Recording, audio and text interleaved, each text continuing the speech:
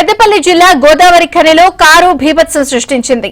మద్యం మత్తులో యువకులు కారును అతి వేగంగా నడిపి విద్యుత్ స్తంభాన్ని ఢీకొట్టారు. దీంతో కరెంటు పోలు పక్కనే ఉన్న స్కూల్ గోడపైకి కారెక్కింది. కారులో బెలూన్లు ఓపెన్ కావడంతో యువకులు ప్రాణాలతో బయటపడ్డారు. అక్షయ్ అనే యువకుడికి స్వల్పంగా గాయాలు కావడంతో గోదావరి ఖని ప్రభుత్వ ఆసుపత్రికి తరలించారు. విద్యుత్ స్తంభం విరిగిపోవడంతో 2 కాలనీల్లో విద్యుత్ సరఫరా నిలిచిపోయింది. కారులో మద్యం సీసాలను స్థానికులు గుర్తించారు.